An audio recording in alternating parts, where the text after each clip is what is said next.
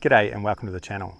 In today's video I'm going to compare the R5 and R6, which are Canon's latest mirrorless cameras. I'm going to discuss the difference between the two from the perspective of a bird photographer. I think the biggest question people have is, do I need 45 megapixels or can I save some money and get an R6? So I'll try and help you answer that very question in today's video. So I just want to thank fellow YouTuber and good mate Jan Wagner for letting me use his R5. So I think the best way to compare these two cameras is just to look at the features that are important to us as bird photographers. So on the screen you can see all the features that I've listed there. I'm going to go through each one, comparing the two cameras and see which one comes out on top or whether they're equal. I think this will give us a better feel for which camera is right for you. So the first thing I want to chat about is the sensor. So they're both full frame cameras. It's just the R5 is 45 megapixels and the R6 is 20. You can see on the screen the difference between the two. The R5 images are just a lot bigger.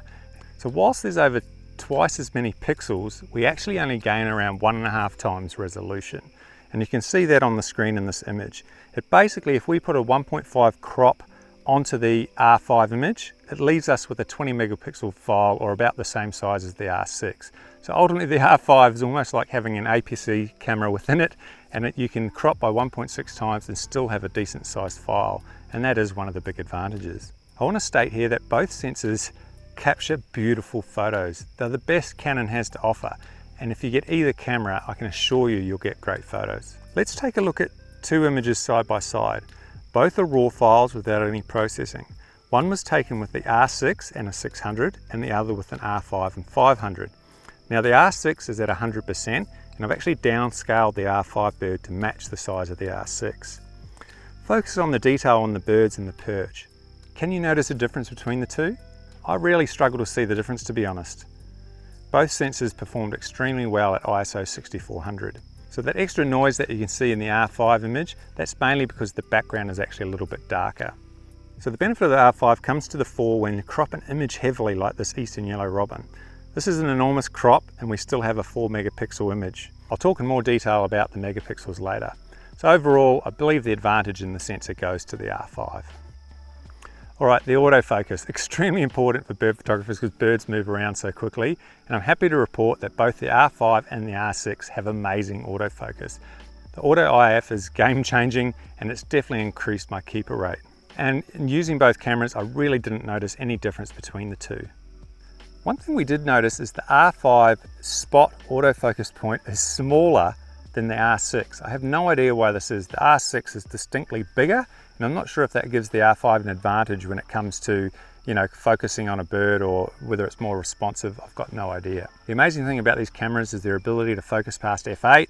My 400 5.6 becomes an 800 f11, and the photos I got from that were a lot better than I thought, and it just gives you that extra option. So it should be noted, if you use the Canon 600 or 800 RF f11 lenses, you don't get 100% coverage. The actual focus box becomes quite a bit smaller in the center of your frame, and it's much more like the 5D4. So it's something to be aware of. I do go on about the IAF and how amazing it is, but it doesn't work all the time. And I don't want you buying these cameras thinking you just activate IAF and it tracks the bird and does everything you want. You will still have to use traditional AF, so sometimes the camera can get distracted, so you need to be aware of that. The frames per second is identical with both cameras. They both get 12 frames per second in mechanical shutter and 20 frames per second in electronic mode. Now a lot of people ask me why I don't use electronic, and the main reason is I just don't know how many photos I'm taking. So the shutter is silent, so at 20 frames per second, when you hold down that shutter, you're going to be taking a lot of photos and you don't get any feedback of how many you've taken. All you can see is the number of shots available on your memory card dropping drastically, and that's just not how I want to shoot. And I don't think there's any way to actually reduce the number of frames per second. So the other reason I prefer mechanical is I reckon my brain has associated the shutter sound with a positive experience and probably releases some dopamine. And I really don't want to deny myself those feel-good chemicals. Let me know if you get that same feeling when you hit the shutter. So one thing you need to be aware of is that older lenses and older batteries won't give you the full 12 frames per second. So there's 3 different modes that the camera will default to. So the newer lenses, so my 500 f4 version 2 with a new battery will give me 12 frames per second, and we get a little green symbol on the back of the camera. Now the next one down from that we go to 9.2 frames per second and it's white. If it's flashing white, so my old EF 400 5.6 will flash white, tells me I'm only getting 6.8 frames per second. So it's something you need to think about. If you've got older EF glass, you're not going to get the 12 frames per second. If you've got these high frames per second, you also need a really good buffer. And I can happily report that both the R5 and the R6 have huge buffers compared to the older cameras. My 5D4 gave me 21 shots, which was terrible. But the R5 I think is 180 and the R6 is 240. I'm yet to hit the buffer on either camera, which is an amazing feeling to be able to take these shots and not have to worry about that. The high ISO performance, as you would have seen in my previous videos, both cameras perform extremely well and can shoot up to ISO 12,800 without too many issues. Just looking at the files, I believe the R6 has a slight edge, but when you do downscale the R5, it reduces the noise. So if we compare the noise from the R5 and R6 raw files, you can see they're pretty similar, but it's noticeable how that lighter colored background shows less noise than the dark one. Now it's important to know that if you heavily underexpose your image or you have a really dark background, the noise will be a lot more visible. So this image on the screen was actually underexposed by 2 stops and increased in post, and you can just see how much noise in that. And even though it says 12,800, this is actually more akin to 51,200. If you're struggling with noise in your images, perhaps check out my video on noise. All right, so I'll give the edge to the R6 in this one. All right, the electronic viewfinder. I can report that the R5 is a lot better. You notice it immediately when you look through the R5. It's got a much better viewfinder. It almost looks realistic. It almost looks much more like an optical viewfinder, whereas when you're looking at the R6, it looks a lot more digital and a lot more crunchy. And that's because the R5 has 5.76 million dots and the R6 has 3.69 million. So the R5 is just a lot better. This doesn't really give you any advantages taking the photos. It just makes the experience a bit nicer. So the back LCD is also slightly bigger on the R5. Both of them have very similar menus and you get the same display information in the viewfinder, that is the histogram and lots of other information, which makes changing settings quite easy just looking through the viewfinder. So both cameras unfortunately do suffer from the stuttering and slight blackout when you're shooting in burst mode. I really didn't notice any difference between the two cameras. So overall, the R5 is definitely the clear winner when it comes to the actual viewfinder. So Canon finally got in-body image stabilization, and both the R5 and R6 have it. And it comes to the fore when you attach an RF lens with IS. It's so stable, it's incredible. You can actually shoot video handheld with a long lens and you can hardly tell that you're not on a tripod. It really is incredible how smooth it is. And obviously when you're looking through the viewfinder handheld, it just makes that whole image a lot steadier. It'll also help take photos at lower shutter speeds with lenses that don't have IS, like my 400 5.6. I haven't noticed a huge difference when you attach an EF IS lens, but having the IBIS is definitely a benefit. All right, so both cameras are very similar in size and design. However, there are a few differences. So the most obvious difference is the mode dial on top of the cameras. So the R6 has a traditional mode dial, yet they've moved it from the left to the right, which I think was a bit of an error. I find it hard to change the mode dial with my right hand and would much prefer to use my left hand, because when I'm shooting, if I want to change that mode dial, I have to let go of the actual shutter and the other settings to actually move it. I'd much prefer to just use my left hand to do it. So the R5 doesn't have the traditional mode dial, but it actually, what it does have works a lot better. You just hit the mode button and on the LCD you can see all the settings and you can just pick which one you want. So you see functions or AV or whatever it is, and you can just quickly select it and away you go. I'd much prefer to have the R5 top menu than the mode dial of the R6. So on the 5D4 I used to check my settings on the LCD and the exposure meter, and I thought I'd miss it moving to the R6, but I find I can do everything in the viewfinder. One of the big advantages now of these cameras is there's another dial which you can assign your ISO to. So on the old 5D4s you used to have to push a button to access your ISO. So now I can access all 3 settings via dials. For me, I've got the shutter speed on the top dial, I've got the ISO on the new dial, and then I've got the aperture on the actual thumb wheel, and you can change that to whichever way you want. But the ability to change those 3 settings on the fly quickly without taking your eye off the viewfinder is a massive advantage. So my understanding is the R5 is also made of better material. I believe it has more of a metal body inside and a lot less of the polycarbonate that the R6 does. I know when I first picked up the R6 I thought it felt like a bit of a toy, and I wasn't all that keen on how it felt The material just felt a bit cheap to me. When I hold my f5D4, it feels sturdy and feels like it can take a few knocks. And it feels like a professional camera, whereas the R6 just didn't quite give me that same feeling. Alright, so when we compare the features that are important for wildlife cameras, we can see that they are very similar. The major differences is just the bigger megapixels, the better viewfinder, and the better design of the top dial. Those are the main things. The R6 still has the great autofocus, and the sensor itself is extremely good. The FPS, the IBIS, so overall the R6 is a very competitive camera for that price. Before we look at the photo comparisons, I want to quickly touch on battery life. I see this in a lot of the comments, and I see a lot of people saying they don't want to go to mirrorless because the battery life is poor. So Canon lists the R6 as getting 380 images per battery. And when I read that, I was concerned because I take a lot more photos than that. But rest assured, that's completely inaccurate. So for me, every session I have, I get about 2,500 photos in 3 hours per battery. So I can go a whole morning or a whole afternoon without changing the battery, and that's all I need. I have no issue whatsoever with the battery life. Now I have a spare battery if I need it, if maybe I'm shooting during the day. If you are really concerned, you could just put a battery grip on there which takes the 2 batteries.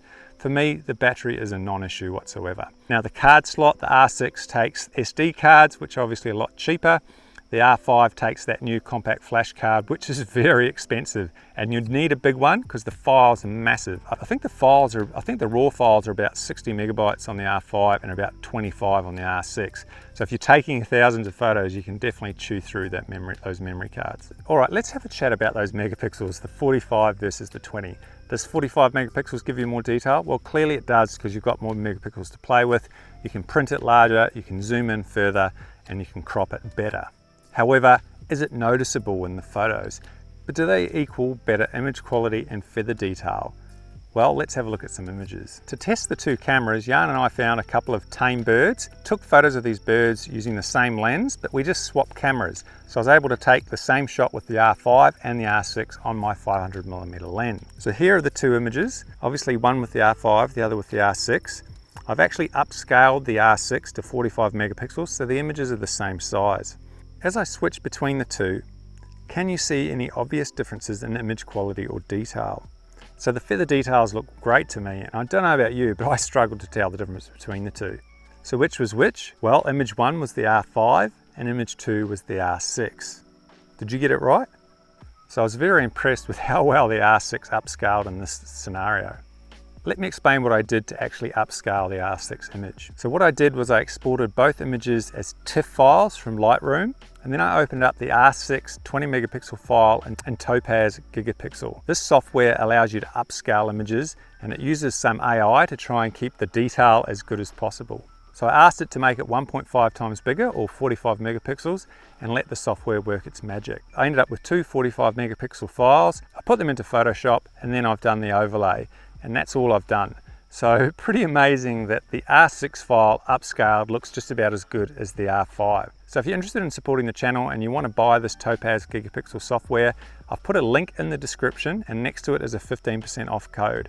If you use that link, I do get a commission, and I thank you very much for that. So another interesting comparison shot was this photo of a white-throated tree creeper. One image was taken with the R6 and 600 f4, and the other was with the R5 and 500. Now I've upscaled the R6 image to 45 megapixels with Topaz Gigapixel. The bird in the R6 image is now actually bigger than the R5 image, because we had a focal length advantage of 600 versus 500. Now if I overlay the R6 bird onto the R5 image, we can see that the detail has held up very well.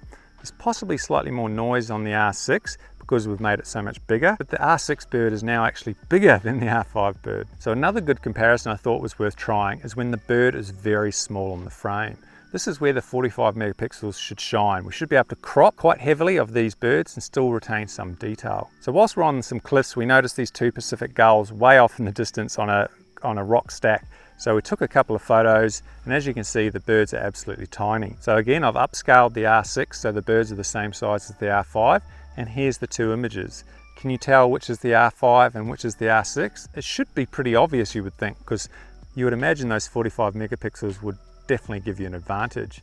I think the R5 is slightly better, but again, not as good as I would have thought. the R6 again has performed very well. Clearly the 45 megapixels gives you a lot more flexibility, but I can't help but be impressed with how well the R6 upscales. I think the big takeaway from these comparison shots is that you can take shots with the R6 and be very confident in knowing that they'll upscale well if you ever need to. So let me know in the comments what your thoughts are on the 20 versus 45 megapixel debate. Alright, I don't want to go into too much detail about the video. All you need to know is that both cameras can record excellent quality video. The 4K out of the R6 is just as good as the 4K out of the R5. Clearly it doesn't do 8K, but I'm not sure who would want to be shooting in 8K on these cameras. Combined with the in-body image stabilization and the IBIS on the lenses allows you to take pretty good handheld video. But this leads me to my biggest problem with the R6, is just the video implementation. It is woeful on the R6, it's terrible. On the R5, you simply push the record button on top of the camera and it will go to your last video settings and just start recording. So one button press starts recording in video mode. You can save different video modes to your C functions. You could save up to 3 different video settings. You could have 4K on one, 1080p on one, maybe slow-mo on another, and you just select which function you want and you start recording.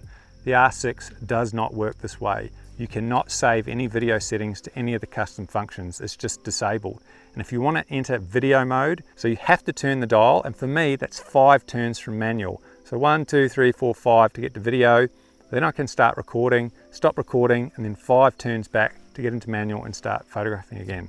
Now if I hit the record button on the R6, it just enters full auto. And that's no use to me. I don't want to shoot in full auto video. Now the one option is to assign your photo settings to C3, and then it's just one click to video and back. However, for me, it's problematic because every time my settings change in manual, I have to then update the C3 settings, and that's just not feasible for me. It'll probably work all right if you shoot in auto exposure mode because the camera will adjust the settings for you. But for me, it just doesn't work. So I'm stuck with having to turn that dial 5 times. And this is clearly a design feature to cripple the camera. Well, I don't know why they designed it this way. It seems absolutely ludicrous to me. Why it just can't be on the button is very, very annoying. It's an expensive camera. It's got amazing video. Let us access it properly. So let's talk about what these cameras offer for a second. They've got pretty much unlimited buffers, 12 frames per second, high IQ, high ISO performance, auto IAF, 100% autofocus coverage. They can focus past f8, and you've got the histogram in the viewfinder. If you told me I could get all these features and a camera that was $2,500 USD, I'd tell you were dreaming. These features were just for professional cameras that cost 3 times that amount. So that makes the R6 a very attractive option, I believe, for wildlife photographers. It gives you just about everything you need to get out there and photograph birds well. Yes, there are definitely some negatives with mirrorless, but what you're getting for your money is a very capable camera. And to be honest, the more I've used the R6, the more I can never go back to the 5D4. It just does everything so much better. So is the R5 worth $1,400 more? Well, if you have the money, it is. You're getting a bigger sensor, a better viewfinder, a better build quality. It's just overall a better camera, which is what you would expect from a 5 series camera. But apart from that, the R6 inherits all the other amazing features of Canon mirrorless cameras and is an excellent affordable option. So you might be asking, why did I get the R6? Well, it came down to cost and opportunity. I simply couldn't afford an R5. In Australia, it was about 7,000 Australian dollars to get the camera, memory card, adapter, extra battery, and I was just going to wait for the R7. But I got offered a second-hand R6 that came with the battery, the adapter, and a 35mm lens at a price I couldn't refuse, so I actually bought the R6. And I had some regret, I'll be honest, and a lot of the things triggered me, and I had trouble with it originally, but the longer I've used it, the more impressed I've become, and I'm actually quite happy with it now, and I will keep it until, say, the R7 or something else comes along. I hope this video has helped you to maybe make a decision between the R5 and the R6. Either way, you're going to get a really good camera that's going to take really good photos for you, and that's what's important. So if you like this content, give it a thumbs up. If you haven't subscribed to the channel and you want to see more of these videos, please do so. Leave comments below about why you picked the R5 or picked the R6. I'd love to read them and get a conversation going. Until the next video, take care and bye for now. See you later. But it should be noted that if you use any of the RF,